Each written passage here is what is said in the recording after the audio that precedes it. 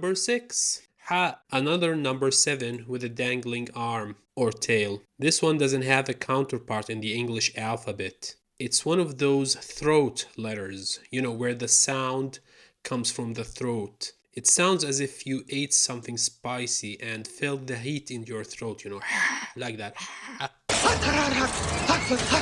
Or like a sound that an angry snake would make,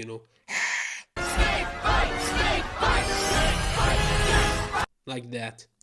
Try to make that sound, and if you can't, no problem. Most non-Arabic speakers simply pronounce it ha, like the letter H. So let's form some words. How about my name? Hussam. How about that? Or how about everybody's favorite word? Hub, which means love. Here we use two of the letters that we learned so far, ha and ba. Practice.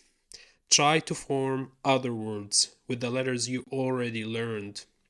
Share them with us in the comments below. If you have any questions or need any help, then please comment below as well.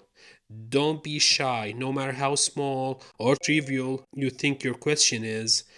Don't hesitate to ask. Don't keep it locked up in your mind. Practice the letters you learned so far, and I'll see you in the next video.